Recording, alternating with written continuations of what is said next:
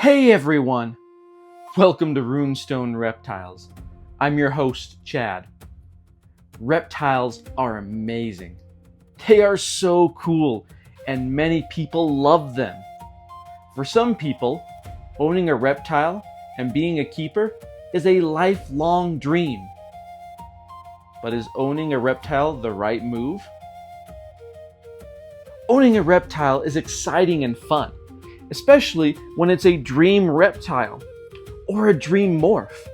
I think almost everyone who owns a reptile has had that moment where the dream has come true and you are holding something that you are promising to love forever. But was it the right move? Should you get a lizard, a snake, or a turtle? Are you ready for the responsibility that comes with it? Do you know what it is that you are getting yourself into? Let me be clear. I'm not suggesting that reptiles should not be pets. I own ball pythons. I've owned bearded dragons and corn snakes before. Eventually, I'm hoping my ball pythons will breed and I can sell the hatchlings. I'm suggesting that those who want to keep reptiles should do their homework and make smart decisions. Having worked at a facility that took in reptiles that used to be someone's pet, I've seen the same story over and over again. Someone fell in love with an animal, bought it on a whim, and then couldn't take care of it. Many times the animal's health was affected because of how it was kept. When I bought my first snake in college, I did so on the same whim. I found a beautiful little corn snake that I named Boudica. I bought it a small tank and set it up in my closet. I had no clue what size of enclosure I would need, what kind of heat, or that it would need to be humidified. Eventually, because I bought the wrong equipment, the snake managed to escape while I was away one weekend. I was devastated and looked everywhere. I couldn't find my little snake, and my dreams of owning a snake seemed to be dashed. The good news is that my corn snake resurfaced about a month later. She was hungry and she was looking for something to eat. It was at that point that I realized I wasn't in a position and didn't know enough to take care of her. So I found her a new home. At the time, I believed that was what was best for her.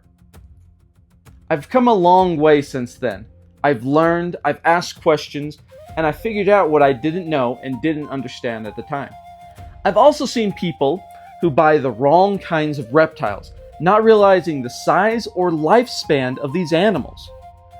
They look cool, or a lifelong dream pet, and the owners haven't looked anything up about the animal. A common tortoise that people get is the African cicada tortoise.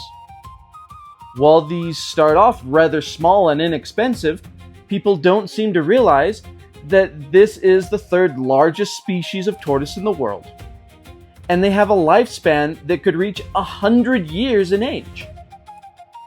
This is a large animal that has the potential to outlive you. Another common animal I see sold at expos is that of the reticulated python. These are beautiful and cool snakes, but they are also a snake that could reach lengths of over 20 feet long. The reticulated python has the potential to kill a full-grown man with little effort. I have seen these types of animals surrendered because the owners didn't realize what they were signing up for when they purchased them. A quick Google search might have saved someone a headache, a heartache, and some money. Some people look into getting a reptile as a pet because it is an easy pet. While a reptile may not be looking for the affection and attention that a cat or dog looks for, it is still a lot of responsibility. Something like a bearded dragon or a gecko will need fresh food and water offered pretty much daily. You will need to find a supply of crickets for food. These animals are cold-blooded and will need a heat source. While snakes don't eat every day, they still require fresh water and enclosure cleaning. While I have a lot more flexibility for when and how long I interact with my snakes, I'm still checking on the enclosures about twice a day. It takes time and it takes money. Reptiles can also be a long commitment. Ball pythons live 20 years in captivity. So these are not animals that are going to pass away in a year or two if you are doing what's best for the animal. Healthy reptiles could live a while and you are its keeper. This is a commitment of time and resources. People who are looking into getting a reptile as a pet need to really look at where they are in their lives and understand that they will need to have the financial means to feed and care for their beasties. Again, I'm not trying to say people shouldn't buy a reptile. I'm saying people need to know what they are getting into. If I had done my research when I bought my first snake in college, I would probably still have her today.